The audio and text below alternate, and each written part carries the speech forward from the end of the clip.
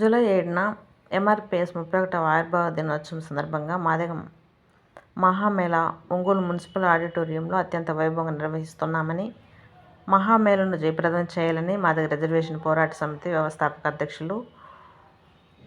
ఉసూరుపాటి బ్రహ్మయ్య మాదిగ తెలిపారు. గురువారం నెల్లూరులోని అంబేద్కర్ భవన్లో ఎంఆర్పీఎస్ కార్యకర్తల సమావేశం జరిగింది. సందర్భంగా మీడియా సమావేశంలో మాట్లాడుతూ 30 సంవత్సరాల మాదిగల ఆకాంక్షను గుర్తించి ఎస్సీ వర్గీకరణ చేసిన తెలంగాణ, ఆంధ్ర రాష్ట్రాల ప్రభుత్వాలకు ధన్యవాదాలు తెలుపుతున్నామన్నారు. ఎస్సీ వర్గీకరణ ఉద్యమంలో ఎంతోమంది మాదిగలు అసువులు బాసారని, వారిని ఆవిర్భావ దినోత్సవం సందర్భంగా నిర్మించుకోవడం జరుగుతుందన్నారు. మాదిగ మహామేళను వేలాది మంది మాదిగలు పాల్గొని జయప్రదం చేయాలన్నారు. ఈ కార్యక్రమంలో ఎంఆర్పీఎస్ జిల్లా అధ్యక్షులు బెల్లంకొండ గోపి మాదిగ, జిల్లా కార్యదర్శి రమేష్ మాదిగ,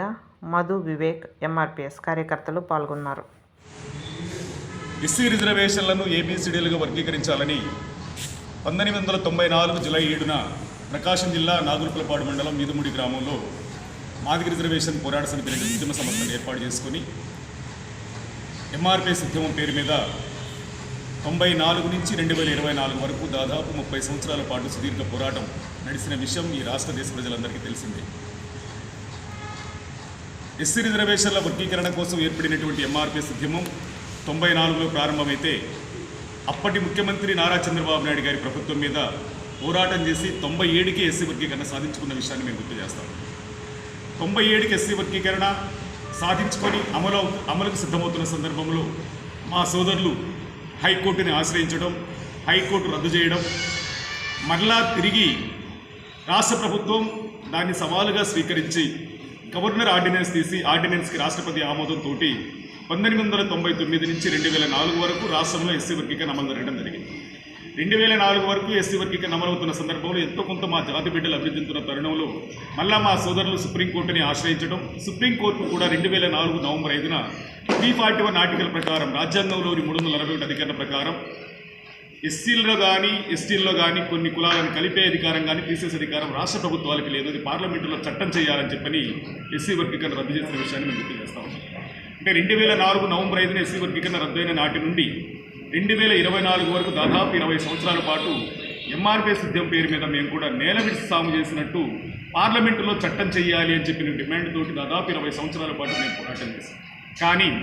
2004లో ఆంధ్రప్రదేశ్ వర్గీకరణ రద్దయిన సందర్భంలోనే పంజాబ్లో అప్పటికే అమలవుతున్నటువంటి వర్గీకరణ పంజాబ్ రాష్ట్రంలో కూడా అక్కడ వర్గీకరణ వ్యతిరేకులు రద్దు చేయించడం వల్ల హైకోర్టుకి వెళ్ళి రద్దు చేయించడం జరుగుతుంది. పంజాబ్ ప్రభుత్వం ఎస్సీ వర్గీకరణకు సానుకూలంగా ఉండడంతో పంజాబ్ ప్రభుత్వం హైకోర్టు నుండి సుప్రీంకోర్టులో పిటిషన్ వేసి దాదాపు దశాబ్దాల కాలం పాటు సుప్రీంకోర్టులో న్యాయ పోరాటం చేసింది పంజాబ్ ప్రభుత్వం వర్గీకరణ కావాలని. కానీ ఆంధ్రప్రదేశ్లో ఎంఆర్పీఎస్ ఉద్యమం పుట్టినటువంటి ఆంధ్రప్రదేశ్ గడ్డ మీద నుంచి సుప్రీంకోర్టులో న్యాయ పోరాటం చేయడానికి ఎలాంటి చర్య కూడా తీసుకున్న సందర్భం లేదు. కానీ ఈరోజు వర్గీకరణ అమలు జరగడానికి, వర్గీకరణ ఈరోజు ప్రస్తావన అన్ని 2 తెలుగు రాష్ట్రాల అమలుకు నోసుకోవడానికి ప్రధాన కారణం పంజాబ్ ప్రభుత్వం చేసినటువంటి న్యాయ పోరాట ఫలితమే 2004 ఆగస్టు 21న ఇచ్చినటువంటి తీర్పు. కానీ 2024 ఆగస్టు 1వ తారీఖున తీర్పు రావడానికంటే ముందు పంజాబ్ ప్రభుత్వం చేస్తున్న న్యాయ పోరాట ఫలితంగా 2020 ఆగస్టు 27వ తారీఖున అరుణ్ మిశ్రా గారితో కూడినటువంటి 5 సభ్యుల ధర్మాసనం 2004 నాటి తీర్పును పునఃసమీక్షించాల్సిన అవసరం ఉంది. ఒక గంపలో ఫలాలు పోసి బలవంతుడిని బలహీనుని ఒక చోట కూర్చోబెడితే బలవంతుడికి ఎక్కువ తినడానికి అవకాశం ఉంది కాబట్టి అది జరగకుండా ఉండాలనుకున్నప్పుడు, ఎస్సీలో ఉండబడిన అన్ని కులాలకు సామాజిక న్యాయం జరగాలనుకున్నప్పుడు ఖచ్చితంగా వర్గీకరణ జరగాల్సిన అవసరం ఉంది అని చెప్పని అరుణ్ మిశ్రా గారి ధర్మాసనం అభిప్రాయపడుతూ, అదేవిధంగా ఆనాడు ఈవీ చెన్నై వర్సెస్ ఆంధ్రప్రదేశ్ గవర్నమెంట్లో 5 మందితో కూడినటువంటి ధర్మాసనం ఆ రోజు రద్దు చేసింది. ఈరోజు మేము కూడా 5 సభ్యులతో కూడినటువంటి ధర్మాసనమే కనుక రద్దు చేసే అధికారం మాకు లేదు కనుక సుప్రీంకోర్టు ప్రధాన న్యాయమూర్తి దీని మీద సత్వరమే స్పందించి దీని మీద ఒక ప్రత్యేక రాజ్యాంగ ధర్మాసనాన్ని ఏర్పాటు చేయాల్సిన అవసరం ఉందని చెప్పని 7 సభ్యులతో కానీ 9 మంది సభ్యులతో కానీ రాజ్యాంగ ధర్మాసనాన్ని ఏర్పాటు చేయాలని చెప్పని అరుణ్ మిశ్రా ధర్మాసనం సూచించిన మేరకు 2023లో 7 సభ్యులతో కూడినటువంటి రాజ్యాంగ ధర్మాసనం ఏర్పాటు జరుగుతుంది. దానికి చంద్రచూడ్ గారి నాయకత్వంలో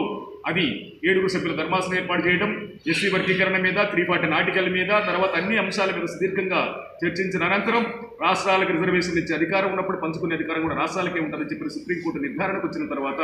2024 ఆగస్టు 1వ తారీఖున సుప్రీంకోర్టు ఎస్సీ వర్గీకరణని రాష్ట్రాలే అమలు చేసుకోవచ్చని చెప్పి తీర్పు రావడం జరిగింది. తీర్పు వచ్చిన వెంటనే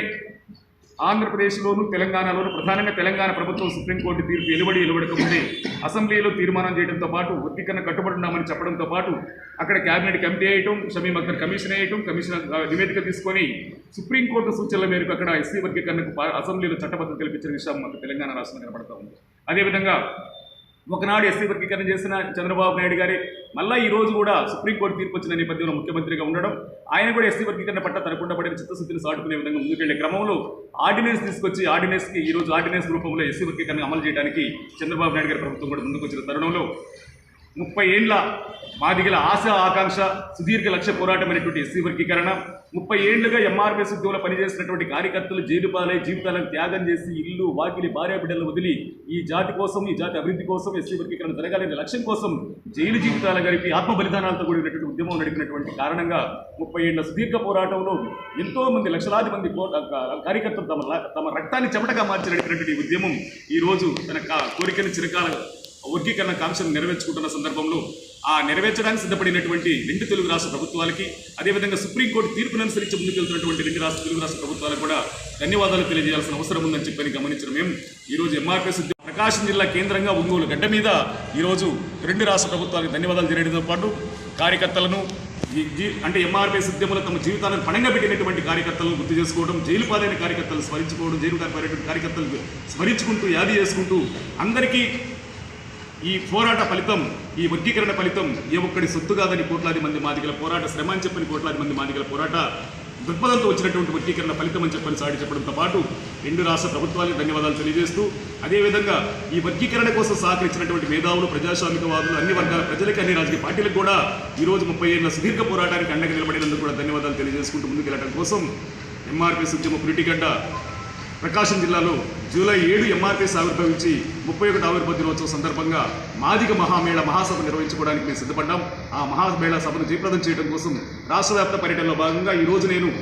నెల్లూరు జిల్లాకు రావడం జరిగింది. నెల్లూరు జిల్లాలో ప్రధానంగా గోపి రమేష్ల నాయకత్వంలో ఈరోజు జిల్లా కార్యవర్గ సమావేశం నిర్వహించుకోవడం జరిగింది. ఈ కార్యవర్గ సమావేశానికి వచ్చినటువంటి కార్యకర్తలందరికీ సవినీయంగా విజ్ఞప్తి చేస్తూ ఉన్నాం. మాదిగల ఆశ ఆకాంక్ష నెరవేర్చడంతో పాటు కార్యకర్తల శ్రమలను, త్యాగాలను గుర్తు చేసుకుంటూ అమరవీరుల త్యాగాలు, అమరవీరుల మరణాలను కూడా స్మరించుకుంటూ మనం మరొకసారి మాదిగ జాతి మొత్తం కూడా మనొక భవిష్యత్తు కార్యాచరణ సిద్ధపడాల్సిన అవసరం ఉంది కనుక రేపు జరిగేటువంటి మాదిగ మహామేళ మహాసభను జయప్రదం చేయడం కోసం మాదిగ విద్యార్థులు, యువకులు, మహిళలు, ప్రజాస్వామిక వాదులు, ఉద్యోగ పెద్దలందరూ కూడా సిద్ధపడి రేపు ఒంగోలు జరిగేటువంటి మాదిగ మహామేళ సభను జయప్రదం చేయాల్సిందిగా పిలుపునిస్తా ఉన్నాం.